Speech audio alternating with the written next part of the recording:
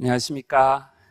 CTS에서 경영전략실 담당을 맡고 있는 감덕규 전무라고 합니다. 저는 학부 대학원을 경영 쪽을 공부하고 그 다음에 광고 회사를 경영을 하다가 좀 늦게 신학을 시작했습니다. 미국으로 가서 목회 신학을 석사를 공부를 하고 한 8년 정도 목회를 경험을 하고 2023년에 한국에 돌아와서 CTS에서 사역을 시작을 했는데요. 이런 이야기를 왜 드리냐면 오늘 라이프 스타일을 저희가 다루는데 이 두 가지 지점에 그래도 어느 정도는 이야기할 수 있는 부분이 있지 않을까 싶어서 먼저 간단하게 제 소개를 드렸습니다. 라이프 스타일이 뭘까요? 어떻게 생각하면 마케팅 용어로서 소비자의 경제적, 인구 통계적 특성뿐만이 아니라 그들의 가치관, 취향, 활동, 관심사 등을 포함하는 것을 의미합니다. 그러니까 이 세그멘테이션을 하고 그다음에 또 거기에 맞춰서 타겟팅을 하는 부분까지를 하는 데 있어서 라이프 스타일이 상당히 중요한 중심축을 잡아주는데요. 아마 제 이야기를 들으시면서 아니 목회 컨퍼런스에 무슨 마케팅 얘기를 하냐 별로 기분 안 좋으신 분들 분명히 계실 것이라고 생각합니다. 불편하신 분들 계실 것이라고 생각을 하는데요. 한번 그러신 분 계시다면 제 이야기를 한번 좀 귀담아 들어주시기를 부탁드리겠습니다. 지금 보이시는 그림은 쉬먼 체호비치라는 사람이 1758년에 기록한 작품입니다.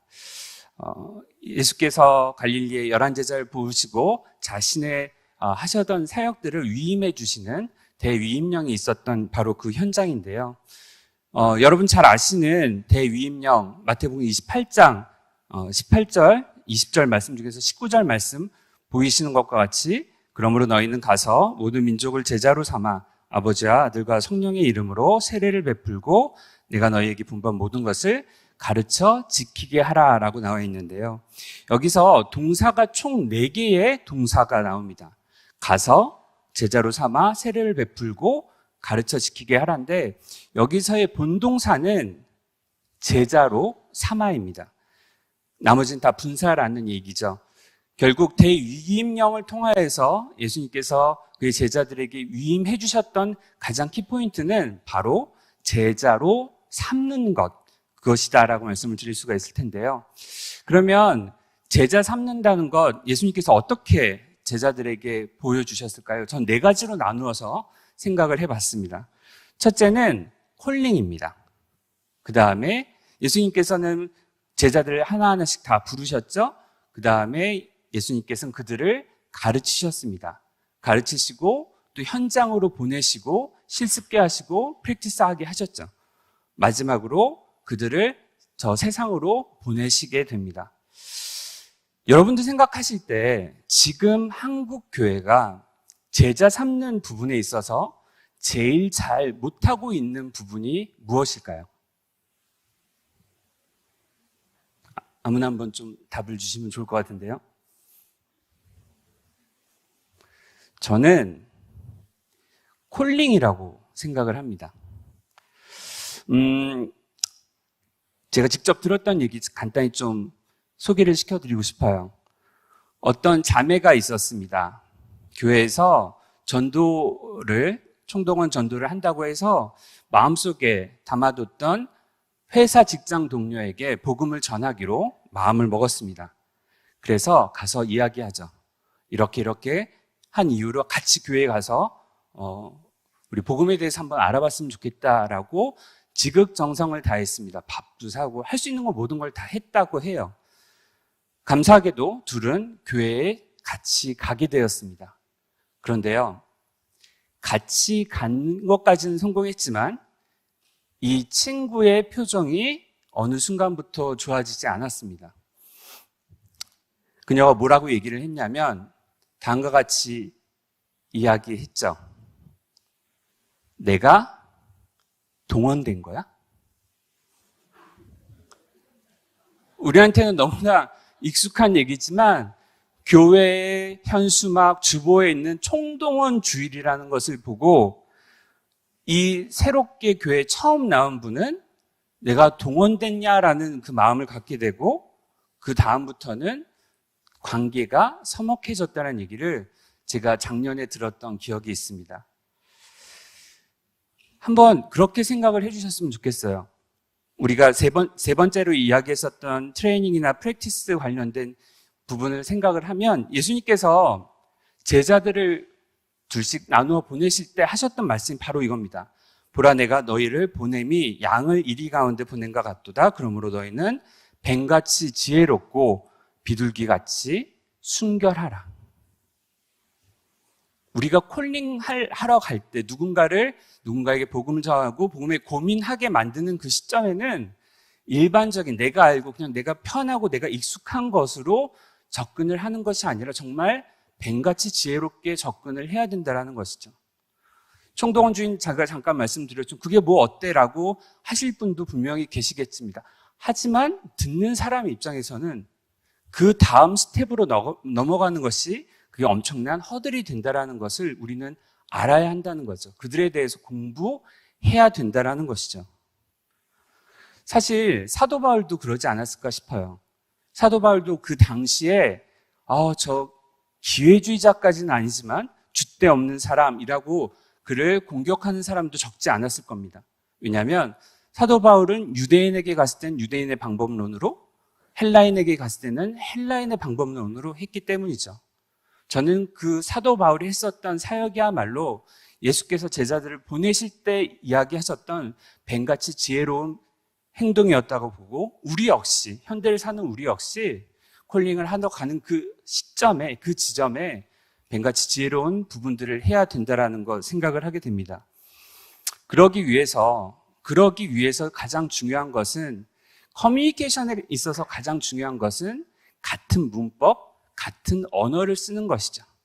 근데 라이프 스타일 잠깐 말씀을 드렸지만, 라이프 스타일의 가장 큰 차이점은 세대별로 생각하는 방식과 사용하는 언어가 다르다는 것입니다. 그러니까 다른 세대에게 갈 때는 그들의 언어와 문법으로 가야 하고, 그러기 위해서는 충분한 준비와 이해가 선행되지 않고서는 그 일을 이룰 수 없다라는 것, 저는 현장에서 많이 깨닫고 느끼게 되었습니다. 그래서 오늘 CTS에서 전략을 맡고 있는 여러 가지 기획들을 하고 있는 제 입장에서 어떻게 하면 30대를 중점적으로 그들에게 다가서고 그들이 이 콜링의 자리에 그들을 초대할 수 있을지에 대해서 미디어적인 관점으로 여러분과 같이 나누어 보기를 원합니다. 자, 30대 미디어 소비 특징에 대해서 잠깐 간단히 설명을 좀 드리고 싶은데요. 우리의 지속 가능 시간, attention span이라는 것 자체가 2000년도에는 15초였습니다. 그런데 15년이 지난 후에는 8.25초로 줄게 되었죠. 금붕어의 지속 시간이 9초라고 하더라고요. 이게 2015년 자료인데 제가 어디서 본 기억이 있는데 2021년 기록은 훨씬까지는 아니지만 더 줄었습니다. 근데 제가 정확한 출처를 찾지 못해서 갖고 오지 못했지만 정말 빠른 시간에 빠른 소비, 빠른 사고들 집중하는 것들이 이제는 점점 더 어려워져 간다는 것입니다. 혹시 이 숫자를 보시고 이 숫자가 의미하는 말 어디서 좀 많이 보신 숫자 아닙니까? 네? 시력. 가능하네요. 2.0부터 했으니까. 여러분들 유튜브 보실 때 재생 속도입니다. 0.25부터 2배속까지 있는데요. 재미난 것은 하루에 빨리 감기로 세이브되는 시간이 하루에 900년이라고 그래요. 그것도 22년 기준입니다. 지금으로 보면은 몇 배가 됐을지도 모르고요. 그 다음에 유튜브가 작년에 혹시 여러분들 이제 유튜브 보실 때 이렇게 화면을 꾹 누르면 2배속으로 플레이 되는 거 혹시 아시고 계십니까? 근데 그게 유튜브에서 사용할 수 있는 3가지 펑션 중에 하나를 기꺼이 소비한 겁니다. 그만큼 2배속으로 빨리 미디어를 소비하려는 시장의 니즈가 정확하게 있다라는 것이죠. 혹시 시성비라고 얘기 들어보셨는지요? 가성비라는 얘기는 우리가 참 많이 쓰는데 시간 대비 성능이라는 것들이 젊은 세대에서 20, 30대에서는 대단히 중요한 이야기로 소비되어진다고 합니다. 그러니까 현대 사회에서 시간을 가장 큰 자원이라고 젊은 세대들은 이해를 하고 있으며, 그러기에 혹시 시간 절약 앱을 이용해 보신 분 계신가요? 처음 들어보시죠? 그런 게 있다는 것 자체가. 젊은 세대에서는 50%가 이미 시간 절약 앱들을 사용하고 있다는 것이죠. 두 번째로는, 그러면 이러한 좀 특성들을 가지고 있는 사람들이 어디에, 미디어적 영역에 있어서 어디에서 출몰하는지 한번 살펴보기를 원합니다. 30대의 주 이용 미디어는 온라인 동영상 서비스입니다. 온라인 동영상 서비스들 여러분 다 이 내용 자체는 사실 그렇게 크게 다르네, 색다르다라고 받아들이시진 않을 것 같은데요. 그런데 한국인이 23년 기준입니다. 가장 오래 사용하는 앱은 유튜브입니다. 유튜브의 총 사용 시간 자체가 다른 플랫폼들의 사용 시간들을 다 합한 것보다도 많다라는 것이죠. 더 놀라운 사실은 그 가장 많은 시청을 하는 것 중에서 숏폼 혹시 자주 보시는 분 계시죠? 통계적으로 봤을 때는 유튜브에 소비되어진 사람들이 시청하는 시간 총 100시간이라고 생각을 하시면 88시간 정도가 숏폼으로 소비가 되어지고 있습니다. 그리고 또 이 3, 4번을 보시면 좀 재미나서 한번 공유를 해보고 싶은데요. 유튜브 영상 한 개를 시청하는 시간이 2분에서 1분으로 줄었습니다. 그런데 유튜브 시청자의 채널별 시청 시간은 2.3배로 늘었다라고 해요. 어떻게 해석을 해야 될까요? 시청 시간은 줄었는데 채널별 시청 시간은 2.3배 늘었다. 그만큼 기존에 우리가 보던 전형적인 일반적인 유튜브 영상에서 많은 부분들이 숏폼으로 넘어가고 있다는 것을 이야기합니다. 한번 넘어가면 그 안에서 계속적으로 소비를 하기 때문에 이런 변화가 일어나고 있다는 것이죠. 제가 이제 앞에서 보여드렸던 한국인이 가장 오래 사용하는 앱 중에서 유튜브, 인스타그램, 틱톡 다 영상 플랫폼, 영상을 기반으로 했다라고 이해하셔도 되는데요. 이 세 가지의 인스타그램 릴스, 그 다음에 유튜브 쇼츠, 그 다음에 틱톡 다 좀 흥미로운 것은 모두 다가 재미에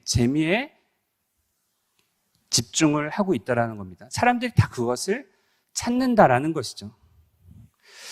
좀 어떻게 보면 암울한 부분이 이미 유튜브, 릴스, 틱톡 다 마치 신촌,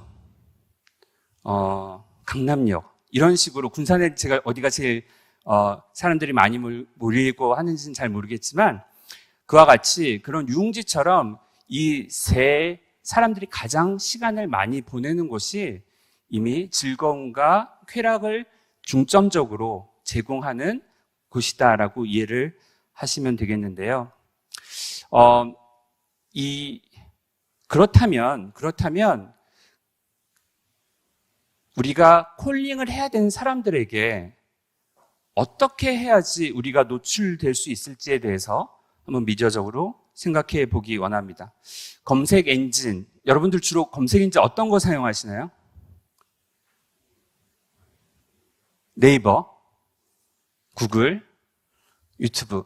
제가 이제 2017년으로 기억을 하는데 그때 미국에 있을 때인데 주로 20대 이상들은 무엇인가를 찾을 때 구글링이라고 하죠. 구글에 들어가고 근데 10대들은 무엇인가, 그러니까 how to, 어떻게 하는 것을 이제 찾는 그런 카테고리의 검색을 하게 되면은 다 유튜브로 찾더라고요. 유튜브로 찾더라고요. 그래서 하다못해 닭튀김을 에어프라이어에 요리하는 법을 how to를 이렇게 딱 치면은 거의 그 한 카테고리만으로도 40개 정도의 영상이 나왔던 것 같습니다. 세대별로도 이렇게 검색 엔진이 다른데 지금 30대, 한국의 30대가 가장 많이 사용하는 것은 네이버, 그 다음 유튜브, 그 다음에 구글입니다. 좀 알아주십사 하는 부분은 이 흐름들이 점점 한국도 바뀌고 있다라는 것이죠. 구글이 검색 엔진으로서 사람들에게 사용되어지는 빈도가 점점점 시간이 지남에 따라 더 올라가고 있음을 볼 수가 있습니다. 그러면 우리가 콜링을 해야 되는 사람들이 교회를 찾을 때 어떠한 요소들을 고려하고 있는지 그들의 한번 생각들을 지켜볼 필요가 있는데요. 이거는 미국의 피어 리서치에서 발표한 자료입니다. 사람들이 교회를 찾을 때 어떠한 부분을 우선시하느냐라고 이야기를 했을 때 첫 번째는 설교의 질, 두 번째는 교회 리더들의 환대, 그 다음에 예배 스타일, 장소, 아이들의 종교, 교육 등등의 것들을 고려한다라고 나오는데 2016년 자료인데요. 한국에서는 주로 목회 데이터 연구소의 자료들을 많이 보기 때문에 한국은 어떤지 한번 볼까요? 가장 중요한 요소는 지금 현재는 과거에는 이제 장소적인 것들이 더 중요했었지만 현재는 목회자의 설교 내용이 교회를 선택하게 된 이건 행태입니다. 선택한 사람들이 있어서 가장 중요한 이슈가 되었다. 근데 앞에 보셨던 내용하고 다소 교회를 선택하는 내용들이 달라서 저희가 하이브리드로 섞어서 자체 설문을 한번 조사했습니다. 여러 가지 질문들을 드렸는데 그중에서 한 가지만 좀 이 시간에 같이 나누고 싶습니다. 출석할 교회를 검색할 때 가장 도움이 되는 정보는 무엇이었을까요? 첫 번째는 설교 영상, 두 번째는 예배 분위기를 알 수 있는 영상, 그 다음에 교회 시설과 행사를 알 수 있는 사진 영상, 성도들의 평가, 기타로 나뉘어졌는데 세대별로 좀 차이가 있어서 소개를 시켜드리고 싶습니다. 50대 이상에서 출석할 교회를 검색할 때 가장 도움이 되는 정보는 무엇이었을까요? 라고 질문을 드렸을 때 86%가 설교 영상이라고 이야기했고 그 다음은 예배 분위기를 알 수 있는 사진, 영상, 그 다음 좀 차이점이 있었던 것이 교회 시설과 행사를 알 수 있는 사진, 영상이었습니다.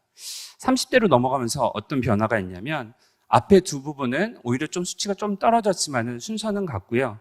세 번째가 좀 차이가 났습니다. 시설에 대한 관심도가 윗세대보다는 확실히 다르다는 것이 나왔고요. 오히려 성도들의 평가, 그러니까 리뷰하는 부분들이 더 중요한 것으로 나왔습니다. 결국에 우리가 지금 이런 것들을 살펴보는 이유는 과연 회심자가 될 구도자들이 그들에게 어떻게 우리가 접근하고 우리가 어떤 방법론을 썼을 때 우리의 콜링이 의미가 있을지에 대해서 알아보기 위해서 그들의 라이프 스타일, 그들이 미디어를 어떻게 소비하고 있는지에 대해서 살펴보고 있는데요. 제가 이제 미국에 있을 때 2022년 말에 미국 교회에 좀 큰 이슈들이 있었습니다. 그 이야기를 나누면서 저희가 하려고 하는 것들을 실제로 프로젝트로 한 경험이 있었기 때문에 그 프로젝트에 대해서 잠시 소개를 시켜드리기 원합니다. 우리 동네 가까운 교회를 소개합니다라는 프로젝트를 진행을 했었습니다. 이유는 팬데믹이 지난 이후에 약 36.9%의 교회가 문을 닫은 것으로 파악이 됐습니다. 그런데 저는 개척교회가 저도 이제 교회에서 8년 사역하면서 그 중 3년을 새가족 담당 부목사로 섬겼는데 부끄럽지만 정말 회심자, 처음으로 믿음을 갖게 되는 분을 제 힘으로, 제 노력으로, 제 관심으로 갖게 된 적은 없었던 것 같아요. 그리고 저희 교회가 젊은이들도 많이 오고 담임 목사님도 평판이 좋으셨기 때문에 많은 사람들이 몰려들었지만 그 3년이란 기간 동안 정말 교회를 처음 오고 믿음에 대해서 처음으로 고민하게 되었다라고 하는 분이 거의 없었던 것 같습니다. 있기는 있었지만 생각보다 많지는 않았어요. 그런데 팀 켈러 목사가 이야기한 것처럼 지금 보시는 화면처럼 실질적으로 회심자들, 그러니까 구도자가 회심자가 되는 경우들은 대부분 개척교회에서 일어난다는 사실을 저는 큰 위기다라고 생각했어요. 왜냐하면 그들이 무너져 내리고 있고 그들이 무너져 내린다라는 것은 새롭게 믿음의 공동체로 들어오는 유입되어지는 성도들이 앞으로는 쉽지 않을 것이다라는 생각 때문입니다. 그렇다면 그 시점에서 고민했습니다. 어떻게 해야지 어떻게 해야지 개척교회들과 작은 교회들을 도울 수 있을지에 대해서 고민을 했습니다. 그 당시에 이제 많이 했었던 부분들은 뭐 골프 대회를 연다든지 아니면 뭐 개척교회 목사님들을 대형교회에서 모아서 식사를 제공하고 얼마씩을 도와드리는 정도가 개척교회를 돕는 방법론들이었던 것 같아요. 하지만 저는 좀 생각을 달리해서 개척교회가 갖고 있는 분명한 장점이 있을 것이다 생각을 하고 또 있다고 믿었습니다. 결국 담임 목사님의 강점과 장점을 잘 알릴 수만 있다면 작은 교회로서 더 생명력 있게 목양을 하실 수 있다라고 믿었기 때문에 단지 그들이 큰 교회에 비해서 사람들에게 알려지거나 노출되어지는 것이 어려울 뿐이지 만약 그 허들을 좀 내릴 수만 있다면 저는 무엇인가 변화를 줄 수 있을 것이다 생각을 했습니다. 그래서 우리 동네 가까운 교회를 소개합니다라는 프로젝트를 시작하게 된 거죠. 목적성은 딱 하나였습니다.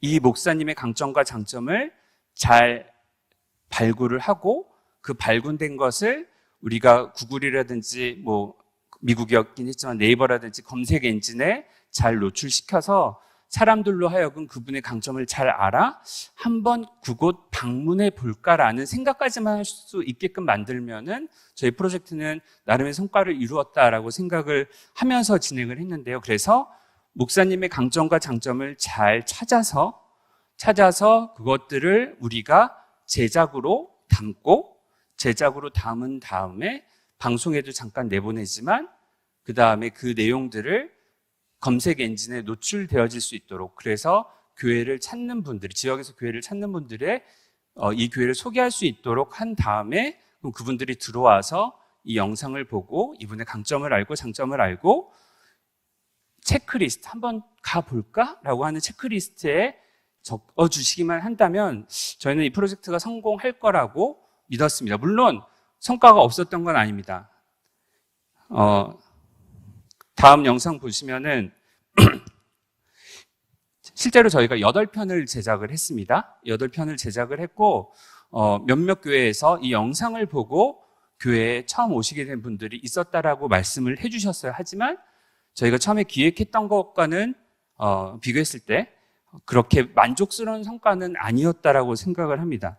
두 가지 부분에 있어서 문제가 있었던 것 같아요. 첫째는 교회를 찾는 이들과의 접점인 검색 엔진 관리가 좀 미흡했다라는 것이죠.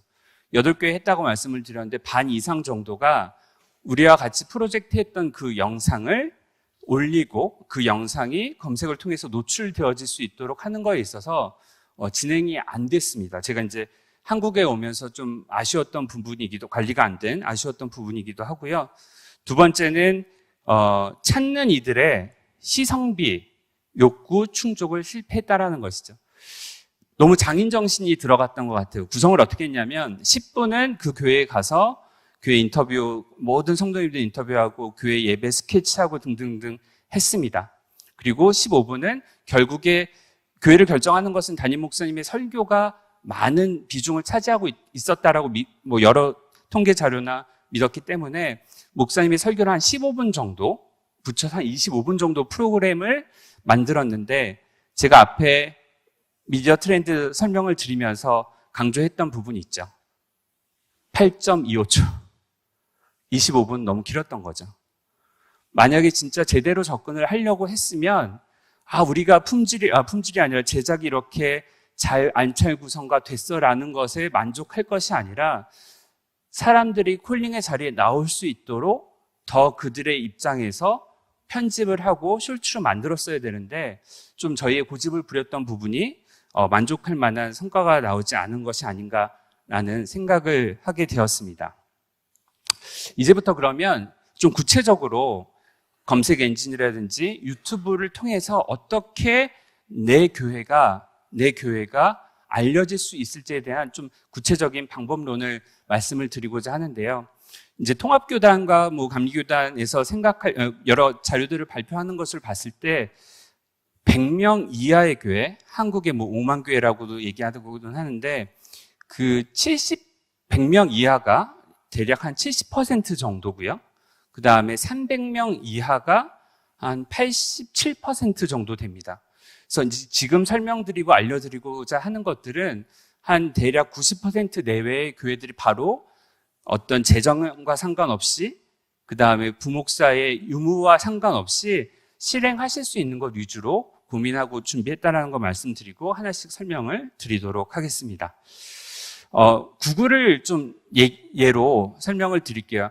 왜냐하면 여러 가지 조사를 하다가 사회, 문화, 종교에 있어서는 검색량이 오히려 구글이 네이버보다 높습니다. 그래서 한번 여러분들 어쩌면 네이버보다 덜 친숙한, 그리고 관리가 현재 잘 되어지고 있지 않은 구글을 위주로 설명을 드리도록 할게요. 저희 회사가 노량진동에 있습니다. 그래서 노량진동으로 이제 검색을 해봤습니다. 했더니 보시는 것과 같은 화면이 나오고요. 그 다음에 한 교회를 클릭을 하게 되면 다음과 같이 화면이 뜨게 됩니다. 화면이 뜨는데 보이시죠? 사진을 띄워놓은 것들 있는데 저희가 검색했을 때 노량진동 교회로 했을 때 30개 교회가 나왔습니다. 30개 교회가 나왔는데 그 30개 교회 중에서 웹사이트 링크를 한 곳은 19개 교회. 그러니까 전혀 관리가 안 된다는 건 아닙니다. 웹사이트 링크, 그러니까 교회 홈페이지를 구글 타고 들어와서 볼 수 있도록 만든 데가 19군데가 있었고요. 사진을 올린 곳은 총 9개. 그냥 마구잡이로 올린 것까지 포함하면 9개, 좀 나름 정성 들여 전략적으로 올린 곳은 4곳 정도 됐습니다. 근데 참 재밌는 부분은, 이번 조사를 하면서 느꼈던 부분은, 아직은 한국에 있어 교회는 건물이구나라는 생각을 하게 됐어요. 제가 이제 혹시 모를까봐 교회 이름은 다 블라인드 처리했습니다. 그냥 교회를 소개하는데 교회 건물만 찍어서 올리셨더라고요. 제가 말씀드렸죠? 사람들이 교회를 찾을 때는 무엇을 찾는다고요? 목사님과 그 교회 분위기가 어떤지. 이런 것들을 해야 되는데 그냥 교회만 올렸다라는 것입니다. 제가 다음에 규모가 그렇게 크게 차이 나지 않는 두 교회의 검색한 결과를 보여드리도록 하겠습니다.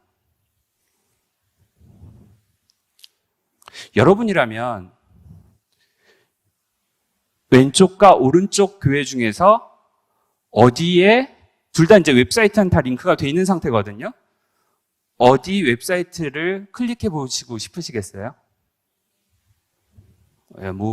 오른쪽이라고 하시면은 왼쪽이죠. 말씀드린 것처럼 웹사이트 링크가 다 있음에도 불구하고 한 곳은 교회를 찾는 사람들이 알고자 하는 정보에 대해서 많이 올렸고요. 한 곳은 그냥 방치 상태로 있다라는 것입니다. 이 교회에 대한 소식을 올리는 것을 이제 구글에서는 구글 마이 비즈니스라고 하는데요. 이곳에 어떻게 관리하느냐에 따라서 대단히 다른 결과값이 나온다는 것을 잠깐 말씀을 드리고 싶습니다. 사진을 포함한 완전한 구글 마이 비즈니스 프로필을 가진 비즈니스는 몇 배요? 3배 정도 더 신뢰를 얻게 된다는 게 통계로 나와 있고요. 그 다음에 웹사이트 트래픽 증가는 사진을 100장 이상 올린 곳은 보다 올리지 않은 곳에 비했을 때 무려 몇 %로 나와 있습니까? 10배 이상 정도가 나온다는 것을 알 수 있습니다. 제가 한국 케이스가 아니라 미국에서는 워낙에 이제 구글을 많이 쓰니까 미국에 있었던 교회, 제가 2달 전에 출장 갔을 때 들었던 이야기를 같이 좋은 성공 케이스로 좀 나누고 싶은데요. 간판이 없는데도 매주 한 가정 이상 방문자가 있는 교회 이야기를 좀 들려드리고 싶습니다. 이제 한국에서는 사실 이런 검색들이 많이 일어나지는 않지만 미국에 있는 교회들은 한국에서 특히 이제 한인타운 같은 경우는 한국에서 여행 오신 분들이 많기 때문에 종종 그렇게 교회를 서치하시는 분들이 있는 것 같아요. 그래서 좋은 케이스다라고 생각을 해서 좀 소개를 하고 싶은데 LA 한인타운이라고 제가 검색을 해봤습니다. 역시나 많은 교회들이 건물들을 자랑합니다. 그런데 오른쪽에 보이시는 올림픽 장로교회라는 곳은 예배 실황, 15초 실황을 올리고요. 예배 분위기가 어떤지에 대해서 올렸어요. 올렸으면 사람들이 당연히 그곳에 클릭을 많이 했을 것이고, 클릭을 한 다음에 유튜브 갔을 때 쇼츠 운영도 상당히 지혜롭게 잘 하셨어요. 교회의 분위기나 교회에 어떤 추구하는 방향성 등에 대해서 이해하실 수 있는 쇼츠들을 많이 올리셨습니다. 그러니 다른 교회가 그렇게 큰 규모가 아니거든요. 제가 정확한 규모까지 말씀드리긴 그렇지만 매주 한국에서 오는 사람들이 어떻게 왔겠어요, 이 교회를? 간판이 진짜 없어요, 교회가. 이 교회를 어떻게 알고 왔겠냐고요. 검색 엔진을 통해서 들어오고 준비가 잘 돼 있으니까 이 교회를 선택하고 오신 분들이 많았다라는 것을 저는 실증하는 좋은 예라고 생각을 합니다. 구글 마이 비즈니스, 구글하고 1도 상관이 없지만은 만드시는데 여러분 얼마나 시간이 걸리실 것 같아요? 이게 돈이 들어갈까요? 노동력이 많이 들어갈까요? 저희가 자신 있게 말씀을 드리려고 저희가 관리하고 있는 사단법인 하나에 한번 구글 마이 비즈니스를 만들어 봤습니다. 작성 시간 정확히 15분 걸렸습니다. 그럼에도 불구하고 많은 교회에서 아까 보여드렸죠? 30개 교회 중에서 제대로 관리하는 곳은 4곳밖에 없다라는 것이죠. 하실 수 있으시겠죠? 하셔야 합니다. 이제 많은 교회를 나와 볼까라는 사람들이 물론 이제 소개를 받고 하는 경우는 다른 케이스긴 합니다만 자기가 직접 검색을 했을 때 저희가 아까 따로 설문조사한 것 중에서 소개는 안 시켜드렸지만 7위 지역 위주로 검색을 하세요. 예를 들어서 노량진동, 동작구, 내 근처 교회라고 하시고 3 정도가 자기가 추구하는 교회로 검색을 하십니다. 그렇기 때문에 지역으로 찾아오시는 분들은 여러분들께서 짧은 시간 정성 들여 준비하시면 가능한 이 구글 마이 비즈니스를 통해서 더 관심을 가지고 방문을 할까라는 생각까지 이룰 수 있다는 것이죠. 그래서 우리 교회 온라인 검색 최적화를 위한 체크리스트 한번 제가 조사한 것들을 토대로 한번 정리를 해봤는데요. 두 번째는 이제 유튜브 관련해서 잠깐 아주 짧게 말씀을 드리고자 합니다. 유튜브는 무엇으로 준비를 해야 될까요? 특히 30대 젊은 세대를 위해서는 동영상을 보고 준비를 해야 될까요? 아니면 쇼츠로 준비를 해야 될까요? 정답은 정해졌습니다. 해답은 쇼츠다. 강점은 이러합니다. 여러분들이 일반 영상들은 클릭을 하셔서 들어가야 되지만 쇼츠는 알고리즘을 통해서 자연스럽게 노출되어질 수 있습니다. 나의 의지와 상관없이 노출이 될 수 있다는 거죠. 그리고 교회 영상을 제작하실 때 꼭 부탁드리고 싶은 부분은 100점짜리 만들지 않기 바랍니다. 100점짜리 만들어서 하는 것보다는 그냥 대략 70점짜리를 4번, 5번 만드는 것이 더 노출되어질 수 있고 홀링의 길에 더 가까이 접근하는 방법론이다라고 설명을 드릴 수 있겠고요. 그 다음에 이제 좀 강조해서 말씀드리고 싶은 것은 이 메타데이터 관리가 대단히 중요해요. 제가 이제 마지막으로 AI 관련해서 잠깐 소개를 시켜드릴 건데 이 영상별 메타데이터를 관리하냐에 따라서 알고리즘에 탈 수 있고 없고에 물론 그게 다는 아니겠지만 어느 정도 역할을 합니다. 따라서 각 영상마다 정확하게 그 영상에 대한 설명들을 하시는 것들이 중요하다라고 말씀을 드릴 수 있겠습니다.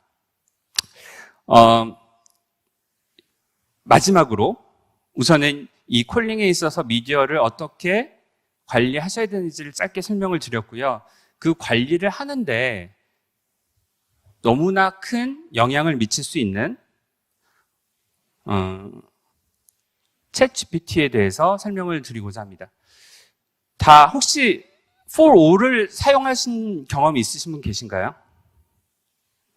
4.5 자체가 그리고 한 두 분 정도 드셨는데 제가 2월 달에 비슷한 강연을 한 적이 있는데 그때까지만 해도 조금 불안정하다라는 생각을 지울 수가 없었습니다. 왜냐하면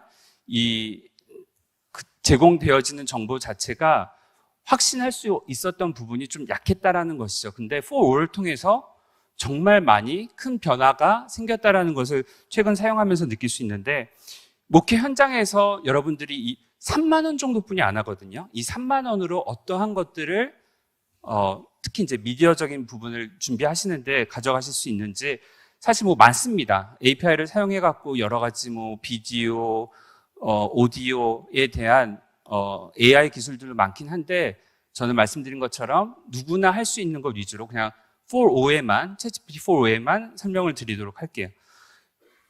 왼쪽에는 제가 쓴 내용입니다. 아까 전에 이제 메타데이터 관리가 중요하다, 그 영상에 대한 설명이 중요하다고 했는데 내가 내 거 관리하기가 쉬울까요? 어려울까요? 시간이 꽤 걸립니다. 생각도 많이 해야 되고. 근데 제 설교문을 집어넣은 상태에서 다음과 같이 이야기했어요. 내가 아침 경건 예배에 한 설교문이야. 이 설교는 영상으로 녹화되는데 유튜브에서 좀 더 많은 사람들이 봤으면 좋겠어. 그러니까 그에 맞는 그러니까 해시태그를 정리해줘라고 했을 때 오른쪽 결과물이 바로 나온다는 것이죠. 또 다른 케이스입니다. 이제 쇼츠를 교회 영상을 소개하는 영상을 만들고 싶은데 버거우실 거라고 생각이 되어져요. 쉽지 않습니다. 구성은 어떡하지? 뭘 어떻게 만들지? 그래서 제가 한 예를 들었어요. 우리 교회는 여의도 백화점 옆에 있는 성도 100명 정도의 작은 교회야. 자랑할 수 있는 것은 토요일 새벽 기도를 하고 셀 모임이 잘 발달되었어. 홍보를 하기 위해 쇼츠를 만들어 보려 하는데 내용 구성을 해줄 수 있겠니? 결과물이 바로 나옵니다.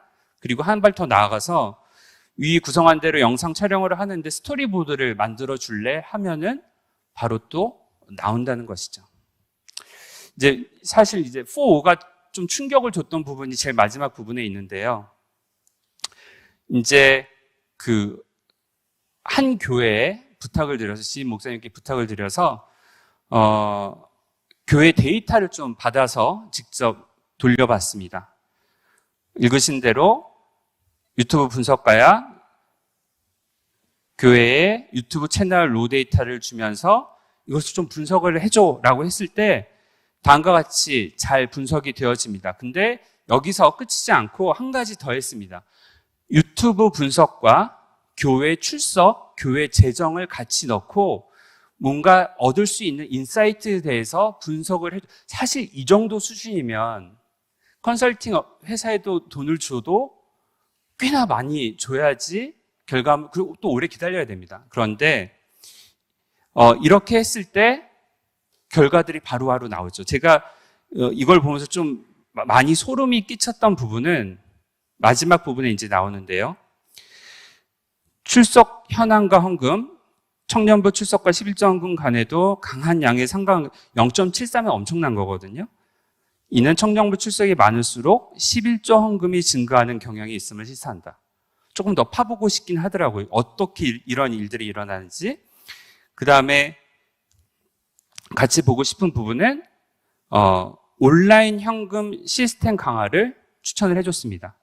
유튜브 시청 시간과 헌금 간의 상관관계를 활용해서 온라인 헌금 시스템을 강화해야 합니다.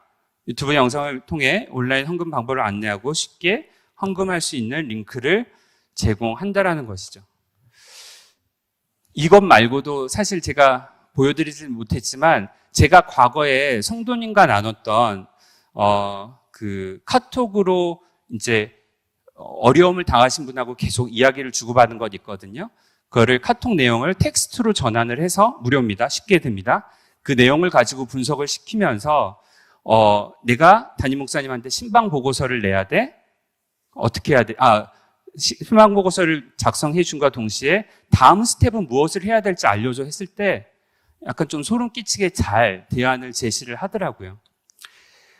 제가 무슨 웹하는 것 같아서 조심스럽긴 하지만 여러분, 기술을 사용하는 것이 이 시대에는 너무나 중요합니다. 지금 2014년부터 신학교에 미달이 시작이 되었습니다. 2019년에는 광나루 장신 신학대학교를 제외한 큰 교단 신학교들의 평균이 미달이 시작이 되었습니다. 7년 정도 걸리죠. 목사 안수를 받는 데까지 평균적으로 7년을 봤을 때는 2026년부터 부교육자 수급들은 더욱 어려워질 것입니다. 누가 일을 할 수 있을까요? 그리고 지금 당장의 교육부서 같은 경우에는 서울에도 외곽 지역에는 200~300명 되는 출석 성도를 가진 교회도 교육 전도사를 찾기가 어렵습니다. 교회가 해야 되는 행정적인 일들은 계속 늘어나는데 사람은 더욱 어려워진다는 것. 그냥 지켜볼 수만은 없지만 다행히도 기술의 진보를 통해서 우리가 쫓아갈 수 있는 부분들이, 활용할 수 있는 부분들이 있다라는 것 좀 같이 소개하고 싶어서 왔고요. 처음에 서두에 말씀드린 것처럼 콜링에 있어서 한국교회가 참 어려움을 많이 겪고 있습니다. 하지만 지금도 여러 구도자들이 내가 가야 할 교회들을 생각하고 찾는다고 저는 믿습니다. 오늘 짧은 부족한 강의였지만 교회에 돌아가셔서 이 나눈 내용들을 한번 생각해 보시고 그 다음에 필요하시다면 댓글로 남겨주십시오.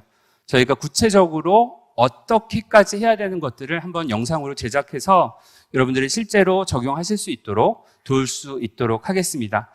부족한 강연 들어주셔서 감사합니다.